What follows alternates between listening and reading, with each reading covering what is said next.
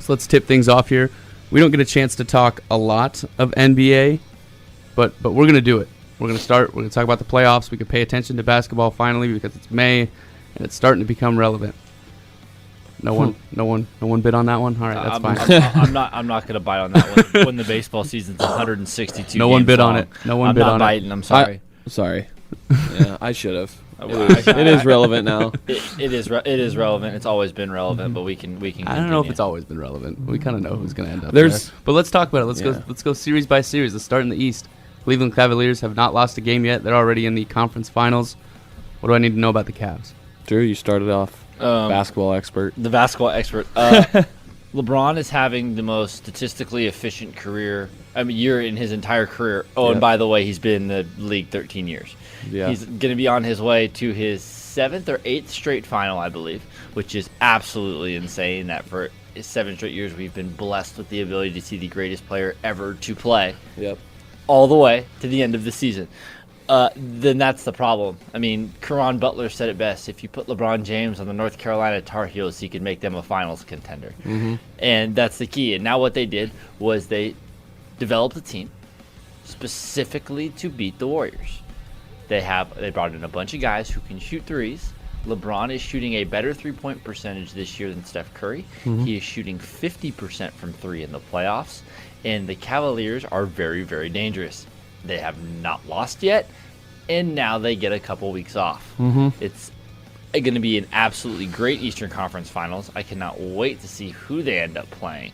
But the Raptors never had a chance. No, neither did the Pacers. When Kyle Lowry gets hurt and your next best player is DeMar DeRozan and he is impotent from three, you're not going to win that series. Mm-hmm.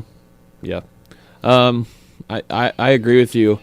They're one of the few teams in history to start off the playoffs 8-0, and LeBron he's definitely elevated his game. You said he's had his most efficient season of his career, and he's even elevated that in the playoffs. He's averaging 30.8 points per game and 11.8 rebounds per game. So, I mean, it takes a lot to average a double-double, and LeBron is doing that right now. I think the debate could still be had for Michael Jordan and LeBron.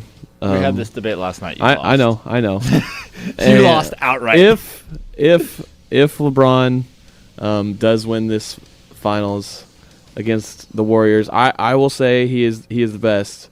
But the best or the greatest? The greatest of all time. Thank you. The greatest of all time. And that's kind of like how this past Super Bowl was for me and my view of Tom Brady. Like, after seeing that, he is the GOAT.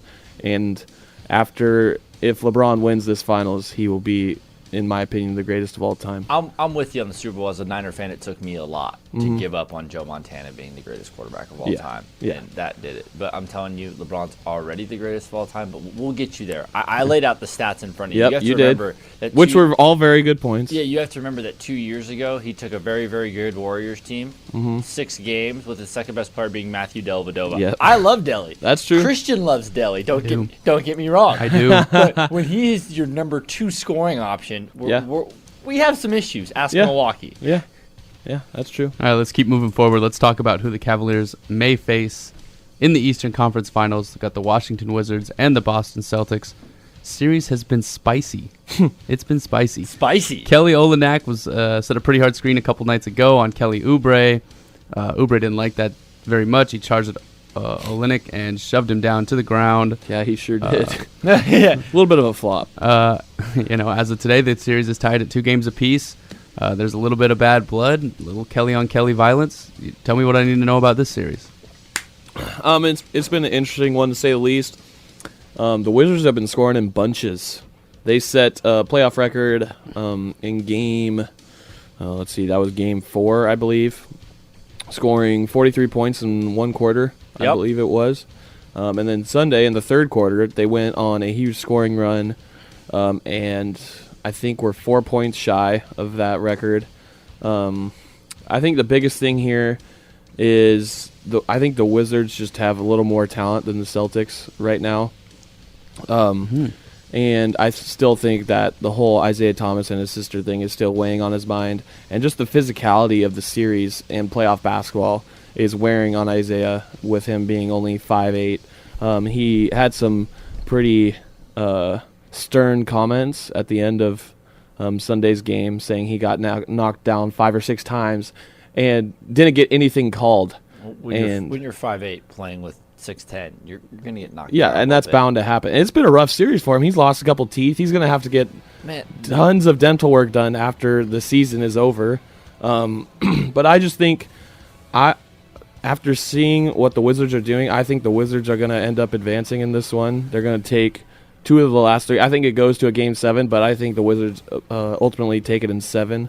They don't stand a chance against Cleveland, but ultimately that's what's going to happen. Yeah, I have nothing but the utmost respect for Isaiah Thomas. Oh, yeah, no doubt. And what he's been through, what he's gone through. He's the last guy drafted, went to the Sacramento dysfunctional Kings, got kicked out of town quicker than ever because he was 5'8", went to Phoenix. Wasn't liked there. Went to Phoenix, wasn't liked, was made a MVP candidate run, got kicked out of there on a trade that the Celtics absolutely embarrassed the Suns on. Yep. They get him, and then now he loses his sister the day before the playoffs, plays anyways, loses a tooth, scores, 53 on his sister's birthday. I mean, come on.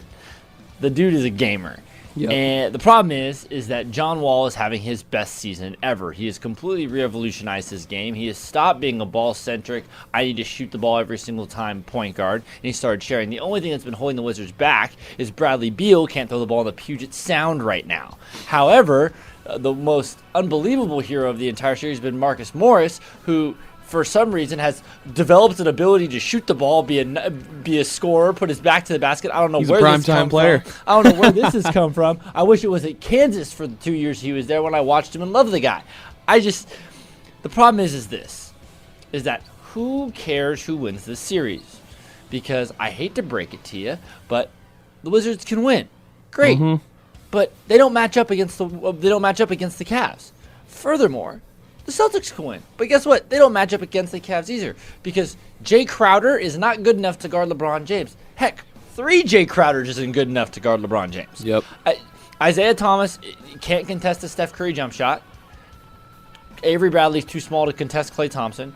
I give the Draymond Green Amir Johnson matchup a wash, but Draymond can shoot the ball better. Yeah. And Zaza Pachulia or Kelly Olynyk? I mean, yeah, Kelly can shoot it better than he can, but the post players really don't matter. Yeah. So at the end of the day, I don't know. Okay, let's do this. Series tied at 2 apiece. Who you got in the rest of this Washington and Boston series? Wizards in 7. Wizards in 7. Yep. Drew, gonna stay with that? Yeah, I'll stay with Wizards. You know what? I go with the best player in every team. I'll go Celtics in 7. Oh, there it is. The best player. The best We'll player. see who's right in a It's couple hard weeks. to bet against Isaiah. He's having the best playoffs so far, I think. Yeah.